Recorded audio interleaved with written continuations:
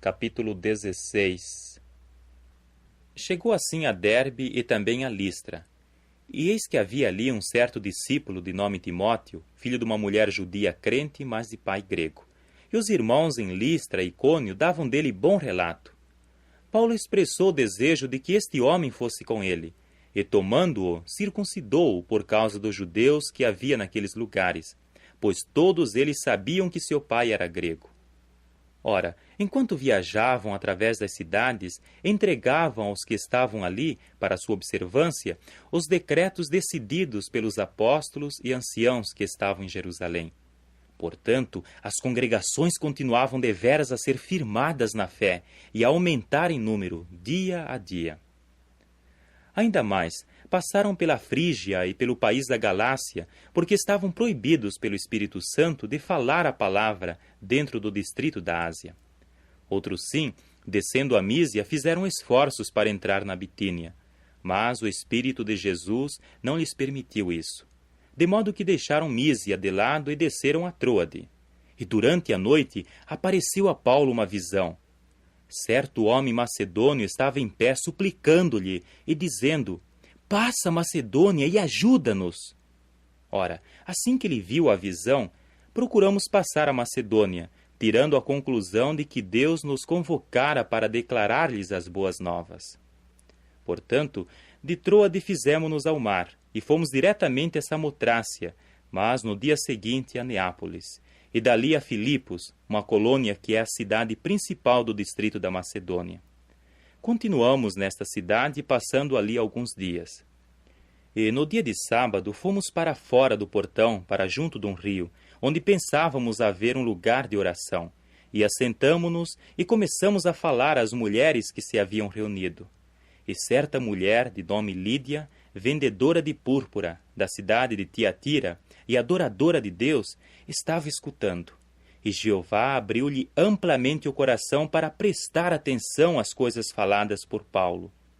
Então, quando ela e sua família foram batizadas, disse suplicando: "Se vós me julgastes fiel a Jeová, entrai na minha casa e ficai."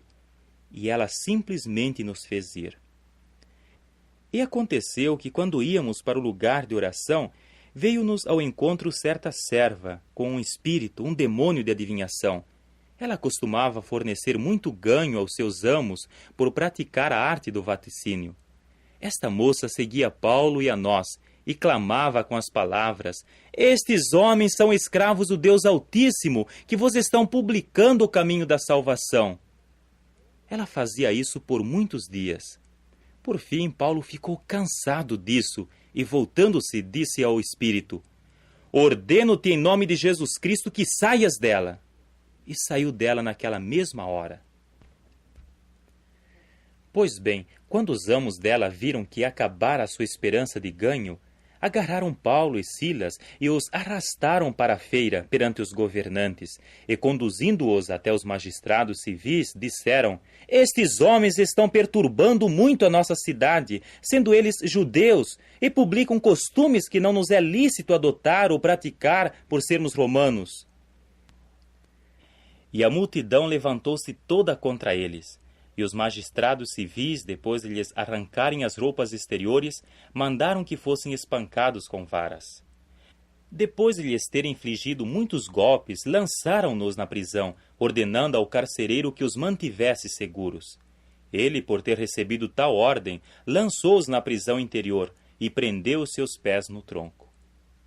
Mas, pelo meio da noite, Paulo e Silas estavam orando e louvando a Deus com cântico. Sim, os prisioneiros os ouviam.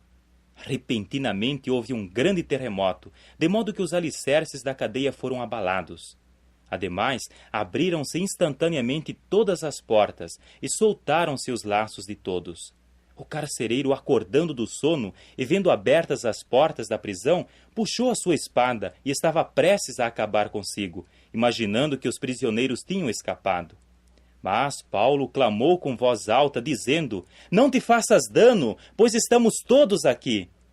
Ele pediu assim luzes e pulou para dentro, e tomado de tremor, prostrou-se diante de Paulo e Silas.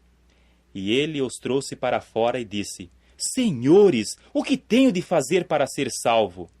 Disseram, crê no Senhor Jesus e serás salvo, tu e a tua família.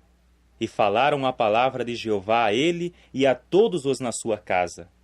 E ele os levou consigo naquela hora da noite e banhou os seus vergões, e todos juntos, ele e os seus, foram batizados sem demora.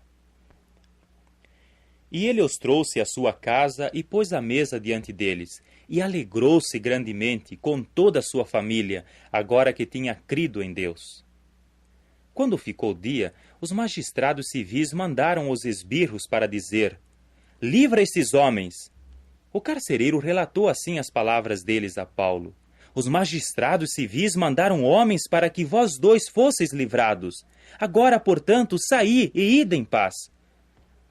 Mas Paulo disse-lhes, chibatearam-nos publicamente sem condenação a homens que são romanos e lançaram-nos na prisão, e agora nos lançam fora secretamente?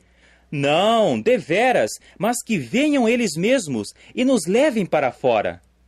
De modo que os esbirros relataram estas declarações aos magistrados civis. Estes ficaram temerosos quando ouviram que os homens eram romanos. Consequentemente, vieram e suplicaram-lhes, e depois de os trazerem para fora, solicitaram-lhes que partissem da cidade. Mas eles saíram da prisão e foram ao lar de Lídia, e quando viram os irmãos, encorajaram-nos e partiram.